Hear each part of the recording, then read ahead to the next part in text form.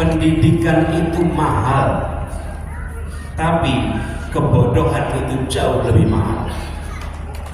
Ketertinggalan itu jauh lebih mahal.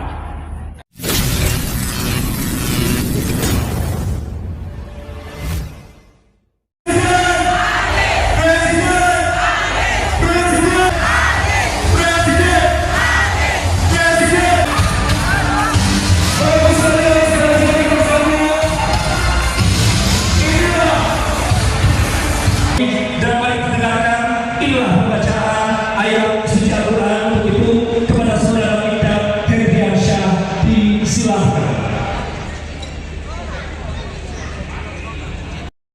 3. Mendorong terwujudnya pemilu yang langsung, umum, bebas, rahasia, jujur, dan adil. 4. Membangun kerjasama dan kesatuan dalam satu komando untuk memenangkan Bapak Anies Baswedan dan Bapak Muhaimin Iskandar sebagai Presiden dan Wakil Presiden Republik Indonesia tahun 2024 bersama Dr. Gamal. 5. Bekerja dengan kesungguhan hati, berjuang dengan jujur, keras, cerdas, ikhlas, dan tuntas untuk Bapak Anies Baswedan dan Bapak Muhaimin Iskandar sebagai Presiden dan Wakil Presiden Republik Indonesia bersama Dr. Gamal. Dengan ikrar ini, kami bersama-sama mengangkat panji pahlawan demokrasi. Siap berjuang untuk kemajuan Indonesia dan meyakini bahwa demokrasi yang kokoh adalah fondasi dari keadilan dan kesejahteraan bagi seluruh rakyat Indonesia. Kami berikrar untuk itu semua dan Allah Subhanahu wa taala, Tuhan yang Maha Kuasa, menjadi saksi atas apa yang kami ucapkan. Pahlawan demokrasi.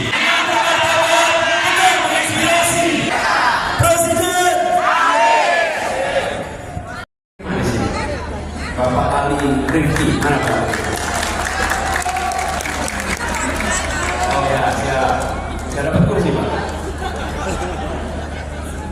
Ya, Bapak Ibu sekalian, saya senang sekali bisa kembali ke Kota Malang, kota yang sekarang menjadi tempat berkumpulnya putra putri dari seluruh wilayah Indonesia untuk menuntut ilmu. Dr. Gamal sudah cerita apa yang dikerjakan. Seringkali Ibu sekalian, kita ingin mencari pribadi-pribadi yang mengabdi untuk Republik ini, untuk memimpin, untuk mendapatkan amanah, dan ditanya, besok mau berbuat apa? Dan ketika seseorang ditanya besok mau berbuat apa, ditanya visinya apa, misinya apa, maka yang bersangkutan bisa mengatakan apa saja, dan yang mendengarkan tidak bisa membantah apa saja yang dikatakan, karena berbicara tentang masa depan belum terjadi, belum kejadian. Besok akan A, B, C, D, E, F, G. Yang mendengarkan tidak punya dasar untuk membantah, tidak punya dasar untuk menyetujui, paling cuma mandok-mandok aja. Oke? Tapi kalau bercerita tentang apa yang sudah dikerjakan, maka kita semua bisa menyaksikan validitasnya, dampaknya, dan apa perubahan yang dirasakan di masyarakat.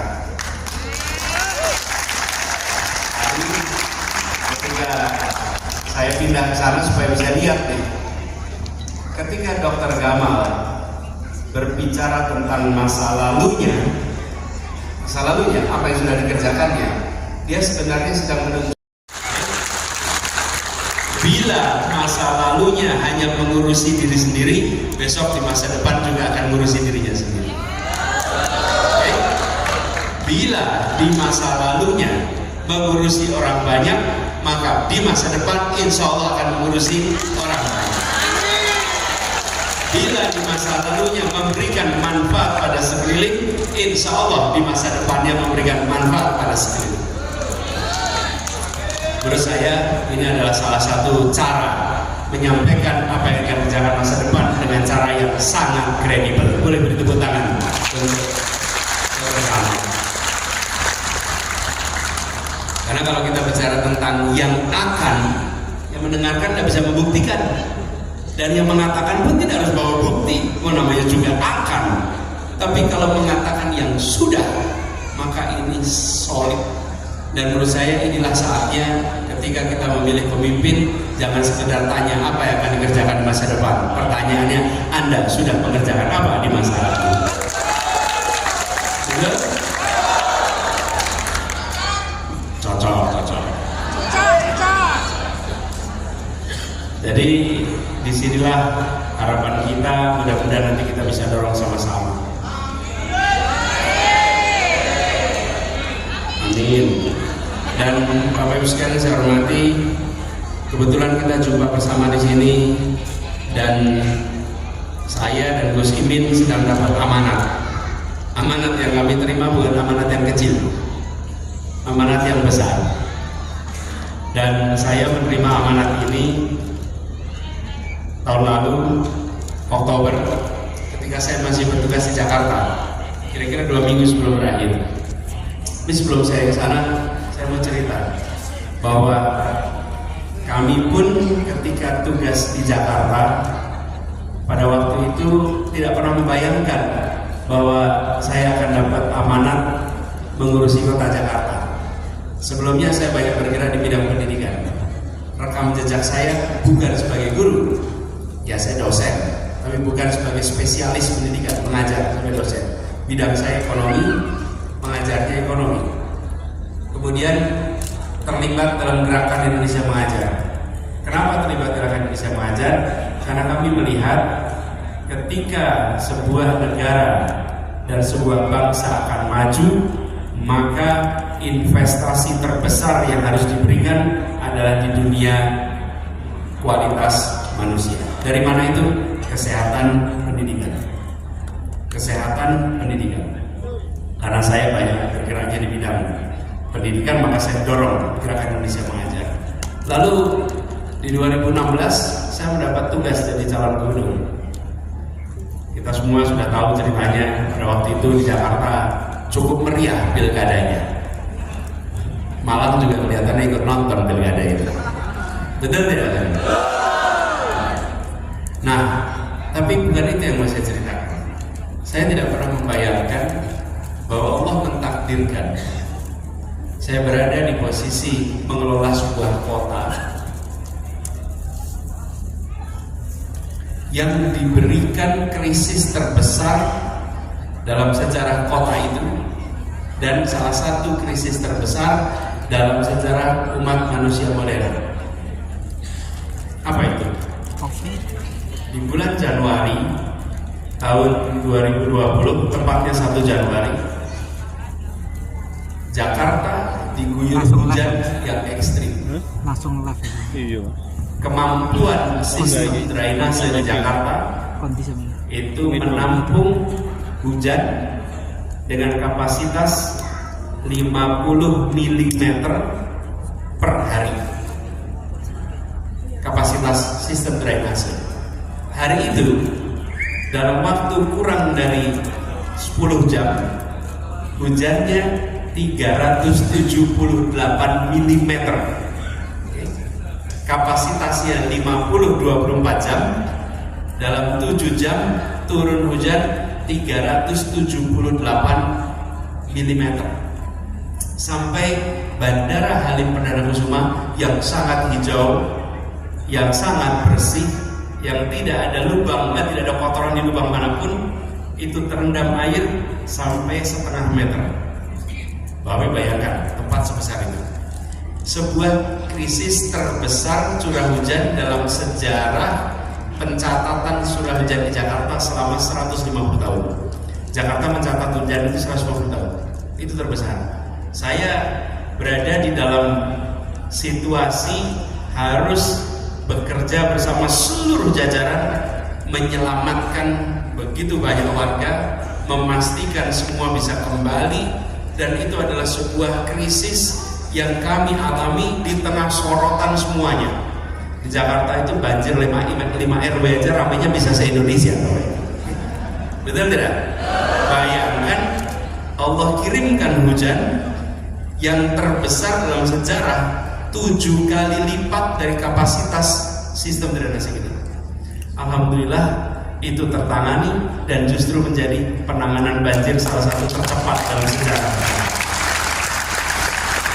Bukan kerja sendirian, kerja dengan semuanya, dibuatkan KPI. Itu satu krisis yang kita tidak bayangkan.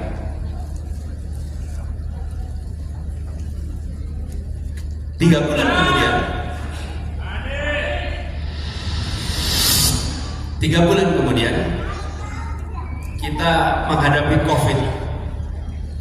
Kita menghadapi COVID dan menghadapi krisis ekonomi, krisis sosial, krisis kesehatan. Belum pernah Bapak sekalian saya bertugas di Jakarta. Kalau Jakarta ini kalau gubernur itu ngurusinnya dari mulai ibu hamil sampai kuburan. Jadi kehidupannya itu dari mulai hamil sampai pemakaman, itu urusannya gubernur. Dari mulai kampung padat kumuh sampai pencakar langit super mewah, itu range ukurannya. Tidak pernah saya membayangkan datang seorang kepala dinas melaporkan, Pak Gubernur, areal makam yang kita miliki penuh. Pernah tidak terbayang? Areal terbayang. Setiap jam 6 sore adalah waktu yang paling tidak nyaman buat saya, karena di HP ini saya akan terima catatan berapa jumlah pemakaman hari ini. Itu tiap jam 6 sore, cut off-nya jam 6 sore saya akan dilaporin. Angkanya 30, habis itu 50, habis itu 70, habis itu 120, meningkat terus sampai 200-300 per hari di kota kami. Kenapa di kota kami? Karena di Jakarta penduduknya padat, penularan berlangsung dengan cepat, berbeda dengan tempat yang mungkin agak longgar dan lintas keluar masuk. Banyak ceritanya di situ. Tapi buat saya bukan soal itu sekali yang saya ingin ceritakan. Saya ingin sampaikan bahwa saya tidak pernah berencana menjadi gubernur. Saya dicalonkan menjadi gubernur dan ketika ditugaskan di sana, Allah kirimkan krisis untuk Jakarta. Habis itu ditakdirkan untuk menghadapi krisis kemanusiaan yang semuanya. Dan berkat ikhtiar doa dari begitu banyak, itu semua bisa terlewati dan menjadi pengalaman yang luar biasa. Jadi buat sekalian, kita semua menyaksikan betapa rencana yang kita buat belum tentu sambung. Saya tidak pernah membayangkan bahwa pernah membayangkan tapi tidak pernah berani memastikan. Kita udah lama membayangkan, mudah-mudahan PKB bisa gabung biar di Jawa Timur jalan-jalannya enak. Betul. Tapi Gus Imin tuh kayak jauh gitu. Padahal dekat, tapi nggak bisa ketemu. Gus Imin pun nggak berani ketemu saya. Saya ini salah satu orang yang nggak berani ketemuin orang di Jakarta ini. Banyak sekali orang kalau ketemu saya nggak pengen foto. Saya pergi haji nih, pakai baju ihram. Yang ketemu salaman segala macam. Pak, tolong jangan foto. Saya masih menjabat, masya Allah. Jadi kalau masih menjabat nggak berani ketemu. Kalau udah pensiun selfie terus. Nah, tapi lagi-lagi bulan lalu. Apa yang kita bayangkan, apa yang kita rencanakan, ternyata Allah punya rencana yang sempurna.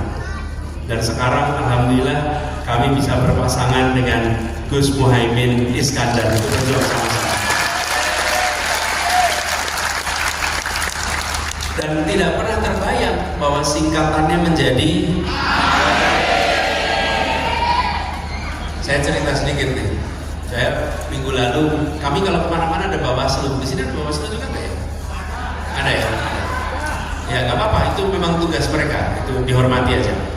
Jadi selesai acara sama teman-teman Bawaslu, mereka minta foto bareng. Yuk kita foto bareng. Jadi selesai foto bareng, bapak-bapak, ibu, teman-teman Bawaslu selamat bertugas ya. Mudah-mudahan Bapak selalu sehat.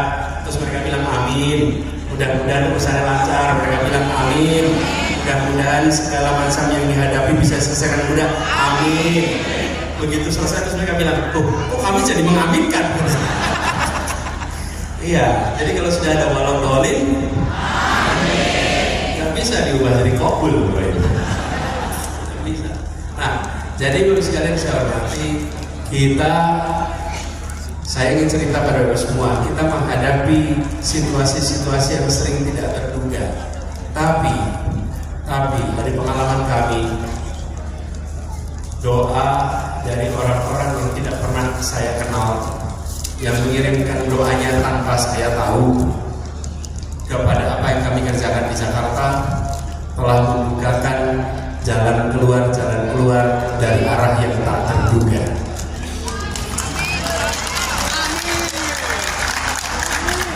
Karena itu, kalau sekarang banyak yang bilang surveinya paling akhir, paling bawah, tidak apa-apa.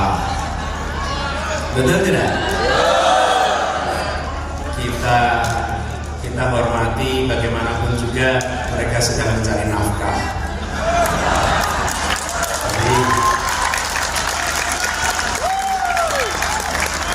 Tapi pengalaman kami di Jakarta nih, di Jakarta itu sampai seminggu, 2 minggu, sampai seminggu sebelum pilkada kita masih merontok sebelum pilkada seminggu.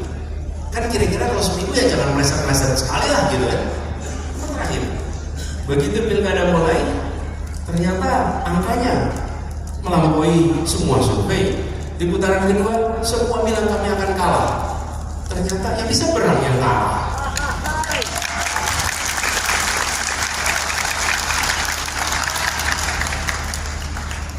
Kira-kira berulang tidak ini? Kira-kira berulang tidak? Berulang tidak? Berulang? Allah, amin. Memang kita ini, Bapak Ibu, saudara dan saya semua, kita semua spesialis mengecewakan. Spesialis mengecewakan orang-orang yang pesimis tentang perjuangan kita. Jadi mereka yang pesimis kecewa, kok ternyata pesimismenya nggak ketemu dengan kenyataan.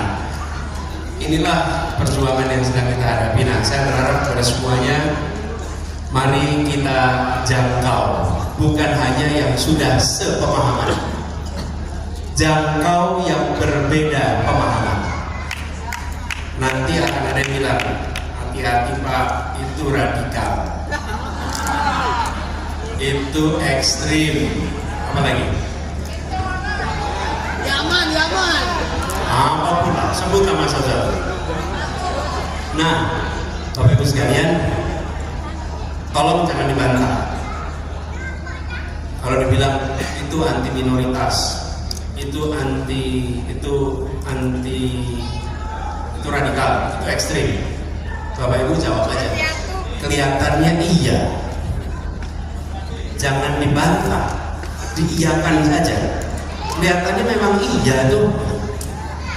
Dan jamin yang lagi mengatakan pasti mikir, ini pakai kaos Anies kok malah bilang iya. Lalu teruskan satu lagi. Ada contohnya. Contoh radikalnya ada tidak? Contoh intoleransinya tidak? Ada tidak? Contoh diskriminasi ada tidak? Kalau tidak ada, batalkan tuduhan itu. Jadi jangan dibantah. Kalau dibantah, saling mencari A lawan B. Tapi kalau ditanya ada contohnya tidak? Begitu ditanya ada contohnya, insya Allah tidak ketemu contohnya, dan habis itu diajak, nah lain kali jangan menilai pakai hoax. Saya kemana-mana selalu bilang gitu. Saya tidak minta Anda untuk menyukai saya. Saya tidak minta Anda untuk mendukung saya. Saya hanya minta satu, jangan menilai saya menggunakan kabar-kabar hoax. Itu aja.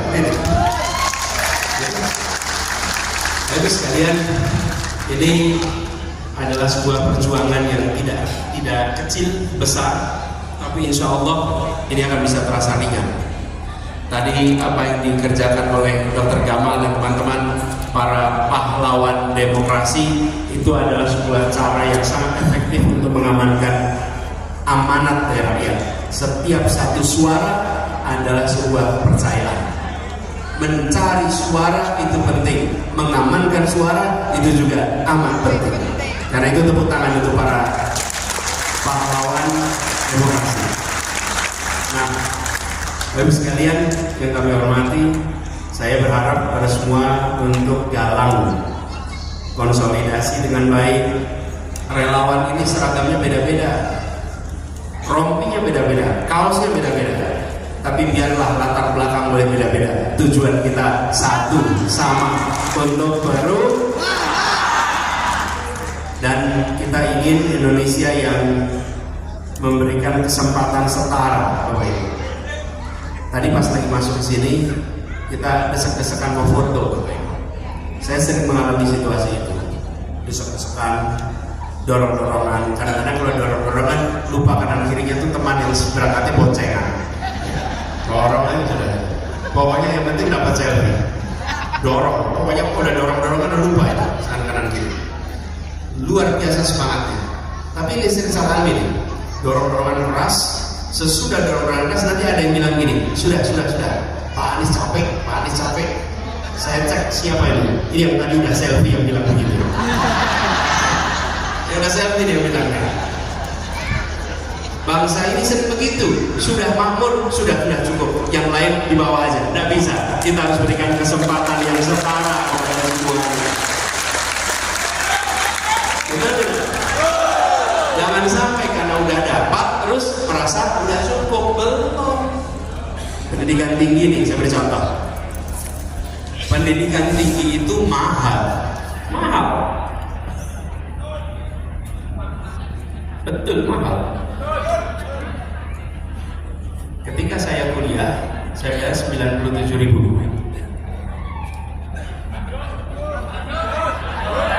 Ini saya dapat kode waktunya habis, 97.000 bayar. Pemerintah bayar 1 juta. Saya hanya bayar 10%, 9,7%. Jadi 10% gampangnya. Saya bayar 10%, negara membayar 90%. Artinya apa?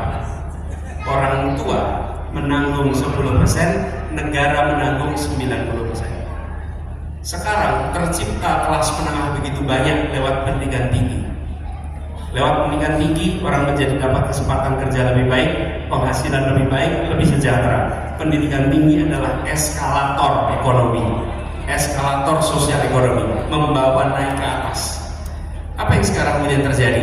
Biaya pendidikan tinggi yang mahal, proporsi yang ditanggung oleh keluarga menjadi lebih besar daripada yang ditanggung oleh negara. Itu artinya apa?